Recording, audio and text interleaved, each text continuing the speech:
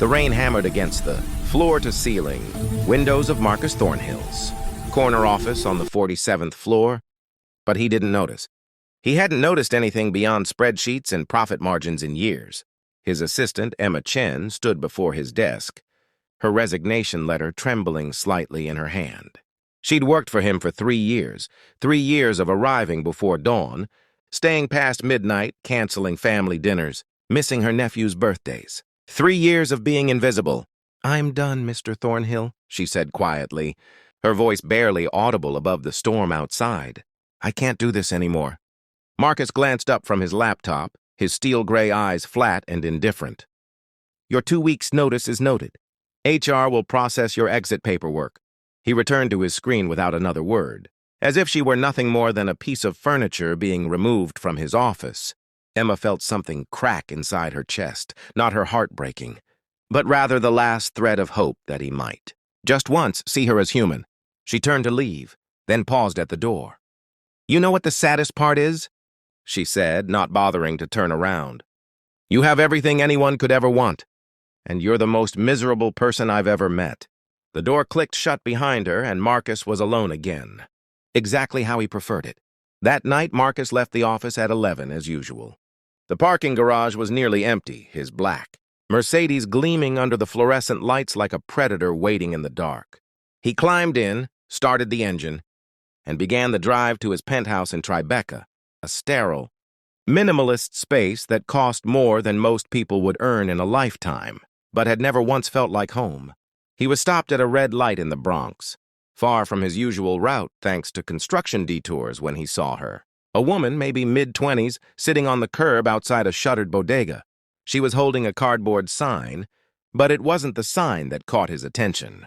It was the little girl beside her, no more than 5 or 6, curled up against her mother with a thin jacket that was clearly inadequate for the November cold.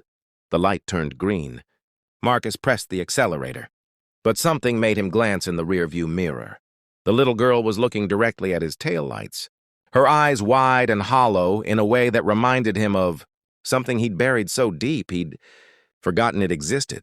He remembered being 7 years old, standing outside a grocery store with his own mother, watching cars drive past while his stomach cramped with hunger. He remembered the humiliation, the invisibility, the desperate hope that someone, anyone, would stop. No one ever had. His hands tightened on the steering wheel. "Keep driving," he told himself. "It's not your problem. There are shelters. There are programs. She probably spends the money on drugs anyway." But he thought of Emma's words. "You're the most miserable person I've ever met." With a curse, Marcus pulled over 2 blocks ahead, his hazard lights blinking in the rain. He sat there for a full minute, arguing with himself, before finally opening his wallet. He pulled out 2 crisp $1,000 bills, money that meant nothing to him but would mean everything to them. But he couldn't just hand it over. People would think he was showing off, trying to be some kind of savior, or worse, they'd think he wanted something in return. He grabbed a sticky note from his briefcase and scrawled hastily, $2,000. Just act like you care. The message was meant, for himself as much as for her, a reminder that this was just a transaction, nothing more. He folded the bills inside the note, got out of the car, and walked back through the rain. The woman looked up as he approached, her body instinctively moving to shield her daughter. Marcus saw the fear in her eyes, fear of him, of what he might want, of what he might do. It stopped him cold. "I'm not going to hurt you," he said, his voice rougher than he intended. He held out the folded note. "Just take this." She stared at it suspiciously. "What do you want?" "Nothing." "I don't want anything." He thrust it toward her again. "Please, for your daughter." Slowly, she reached out and took it. Marcus turned and walked away before she could open it. Before he could see her reaction, before anything could complicate this simple act, he got back in his car and drove away, telling himself he'd forget about it by morning. He didn't. For the next 2 weeks, Marcus couldn't stop thinking about that little girl's eyes. He found himself taking the same detour night after night, looking for them, but they were never there. He told himself it was good. They'd probably found housing, gotten help. But a small part of him wondered if he'd made any difference at all. Then on a Friday afternoon, his new assistant buzzed him. Mr. Thornhill, there's a woman here to see you. She doesn't have an appointment, but she says it's important. Her name is Diana Martinez. Marcus frowned. Tell her to schedule through the proper channels. Sir, she has a little girl with her, she says. She says she needs to thank you. His heart stopped. Send her in. Diana Martinez walked into his office wearing clean clothes that still looked second-hand. Her daughter's hand clutched tightly in hers. The little girl was wearing a new pink jacket, and her cheeks had color in them that hadn't been there before. Diana's eyes were red-rimmed, as if she'd been crying. But she held herself with a dignity that made Marcus stand up from his desk. I'm sorry to bother you, she began, her voice shaking. It took me 2 weeks to find out who you were. I called every Mercedes dealership in the city until someone recognized the description of your car. You didn't have to come, Marcus said, feeling oddly exposed. Yes, I did. Diana pulled out the crumpled sticky note from her pocket. You wrote, just act like you care. But I want you to know I didn't have to act. That money saved our lives, Mr. Thornhill, not just because it paid for a motel room and food and warm clothes for Sophie. It saved us because it reminded me that people can be good, that the world isn't just cold and cruel. She stepped closer, tears streaming down her face now.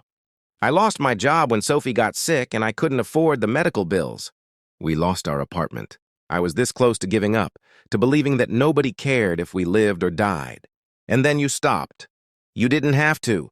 You didn't know us, but you stopped. Marcus felt something crumbling inside his chest, the same walls he'd spent 20 years building, brick by brick, to keep everyone out. I almost didn't, he admitted, his voice barely a whisper. I almost drove past. But you didn't. Diana reached out and squeezed his hand. You didn't. And because you didn't, I have a job interview on Monday. Because you didn't? Sophie will start school next week instead of standing on street corners. Because you didn't, we have hope.